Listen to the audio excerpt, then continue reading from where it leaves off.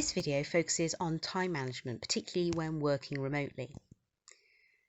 Effective time management is particularly important when you're not physically at university. You will have discovered all sorts of different ways of working at university, but now there are going to be potentially many more distractions, such as maintaining a home. You might have caring responsibilities, the need to keep in touch with friends and family, keeping abreast of current affairs, as well as looking after your mental health. And you may feel that while you'd mastered work-life balance before, when you were studying or researching at university, you now need to kind of reappraise your approach to time management. So this video is going to talk you through some of the basics to time management, to a sort of forming a particular strategy and thinking about some of the tools that you can employ when doing that.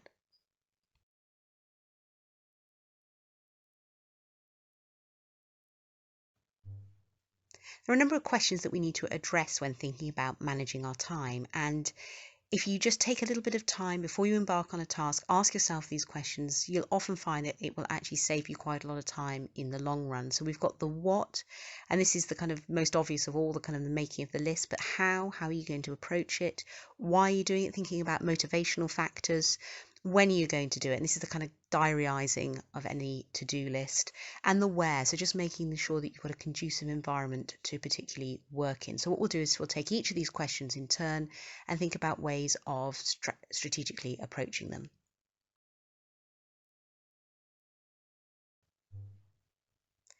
As well as knowing what makes really good time management and what questions to ask ourselves, we also have to think about the obstacles to time management. What is stopping us getting things done?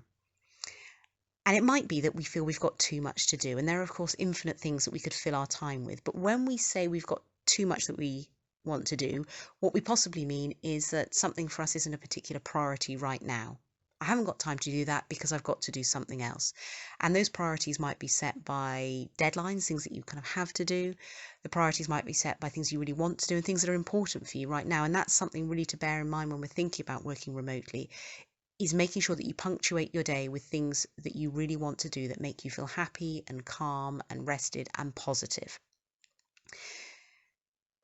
We may also think about the things that are actually outside of our control. We might have caring responsibilities for family and friends, or chores to do such as cooking and cleaning and shopping. Now sometimes these impact in a controllable way. We can schedule a time to chat with our friends in the evening, but there are times when, particularly with caring responsibilities, you have to do something right now. And actually addressing those up front, making sure that you know when those demands will be, and then you can potentially work around them. And that helps you allot particular slots of time to things that are more non-negotiable.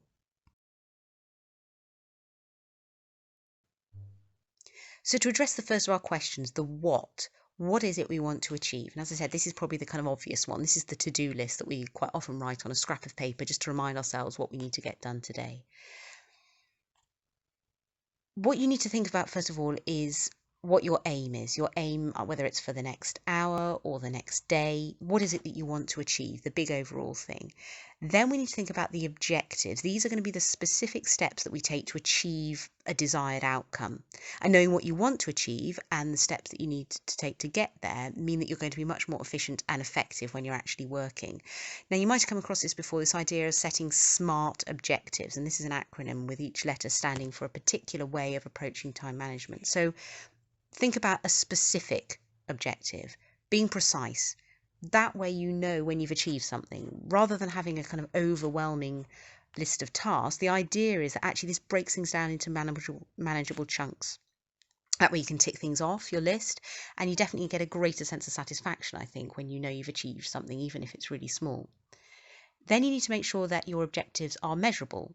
How will you know when you've finished? Is it because you've spent 2 hours on something and that was your way of measuring whether or not you've achieved something? Or is it the quantity that you actually need to complete a particular chapter of your thesis? If that's the latter, if it's about quantity, then make sure you take regular breaks, or perhaps have a maximum time allocated to something so that you don't lose productivity, because definitely people work better when they have short breaks on a regular basis. Then make sure that your objective is achievable. And this is the kind of the big question. Can you actually do this or not? Have you got the right skills? Have you got adequate resources? Have you got the correct literature in front of you?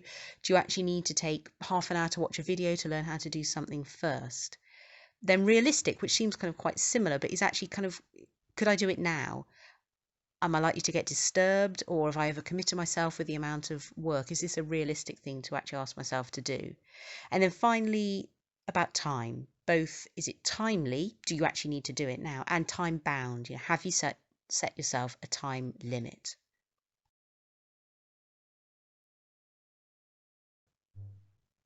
So the when of doing something, this is knowing exactly what you've got to do at a particular time. So this is when you get your calendar out, your diary out, you look to the week ahead.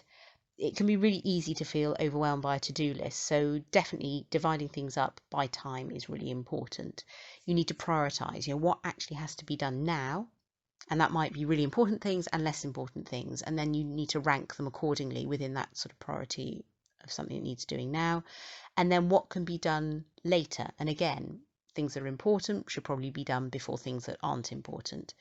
And the best thing you can do here is just sort of imagine an ideal scenario. So map out your time, how you'd really like things to progress. Now, we all know that things can take longer than planned or that something unexpected can crop up, but think about how you want it to work. And when you're doing that, be realistic and build in buffers, catch up time, and then this will allow you to be flexible. So you've got your ideal one, but just knowing full well that actually it's really helpful to have the last half hour of every day, or to give yourself an hour and a half at lunch so that you can actually squeeze that slightly and maybe only have a half hour lunch break if need be. The next thing you need to do then is divide up what you want to do into different time scales.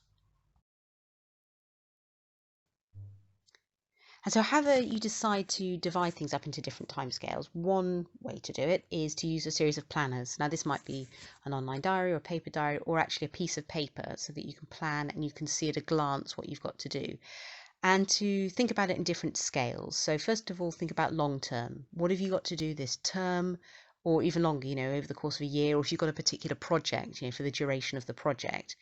Then to think about medium term. So what have I got to do this week? And that really helps you hone in on tasks. And that gives you that little bit of flexibility. That's the sort of one that allows you to think about, oh gosh, what didn't I finish last week? What do I have to do at some point, but it doesn't particularly matter which day? Which are the non-negotiables? What do I actually have to do on particular days?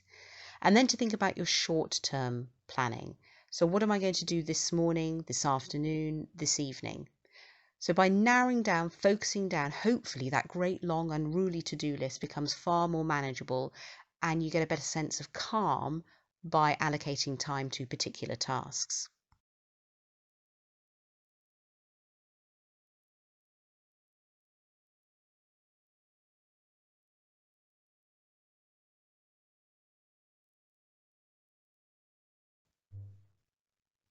Then the next and final of our questions is where. Where are we going to do it? So first of all, thinking about your physical space.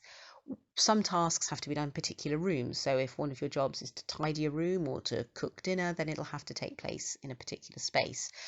But if you're working remotely, you will have to set up a desk somewhere, you'll have to set up a workspace. This might be in your room, it might be in a communal area, and to think about the challenges that that presents.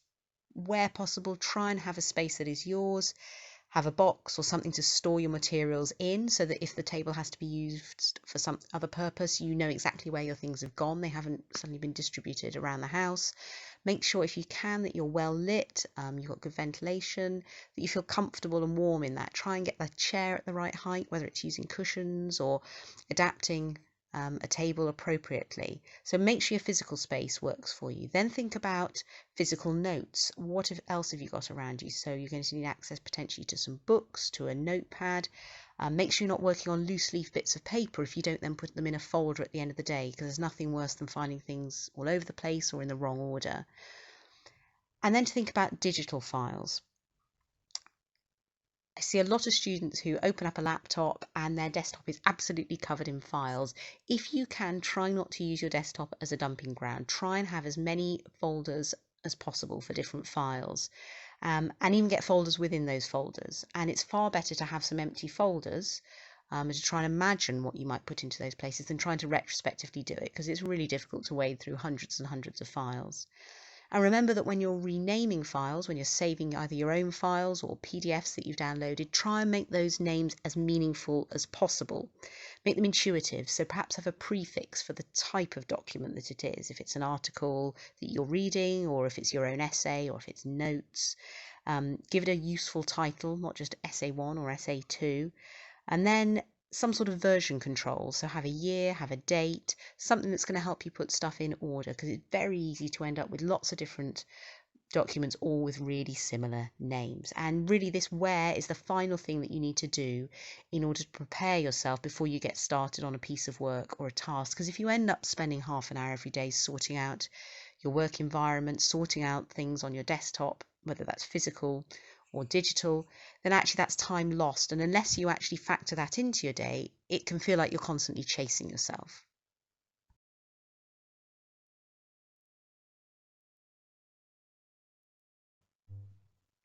The good news is that there are all sorts of tools out there to help you manage your time. Um, Really obvious things, like we said, actually some sort of planner or a piece of paper next to your computer which has a to-do list on, to calendars as well. And then there's some particular bits of software that really promote themselves and are aimed at trying to make you as productive as possible. So first of all, thinking about calendars, I tend to use Google Calendar, but there are lots on phones, on email clients. It can also be a physical calendar or a diary as well. The nice thing about organising your work through a calendar is that it forces you to decide how much time you're going to spend on a task rather than just a to-do list where everything is kind of on an equal hierarchy. In your calendar, you can block out 2 hours working time, and then you can put in, perhaps you've got an online meeting with a director of studies or a supervisor, and then that's non-negotiable. You have to go to that meeting. So it helps break up time. It helps you see the pattern of your particular day. There are lots of task functions as well. Again, I use Google Tasks, and the nice thing about these is that they recur if I haven't ticked them off. So if I don't do something one day, it'll move on to the next day. There are other ways of just keeping plain to-do lists. You can put stickies on your desktop. Microsoft does that.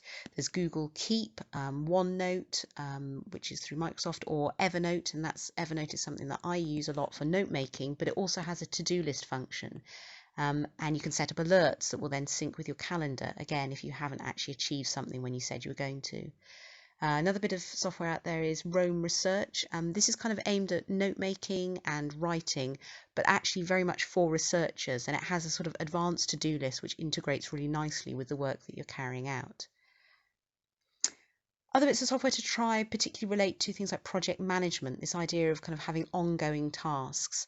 So there's software such as AnyDo, Notion, and Trello. And Trello is something that I've used quite a lot. So you can have different panes for different particular tasks. So you have a kind of overarching topic and then all the things that you need to achieve to get to that final one. That's quite nice. Say if you're working on an essay, we know that just do essay isn't going to be a very useful entry on our to-do list. Whereas actually if we break it down into different sections, then when we've completed, we can drag and drop those sections out into a completed folder. So this is a very quick overview of some of the main things to think about if you find that you're not managing your time particularly well, or you were looking for tips on how to manage your time. But if you do have any particular questions relating to your own circumstances or about any of the tools that we've mentioned in this slideshow, then please do get in touch with me either by email or you can message me on Microsoft Teams.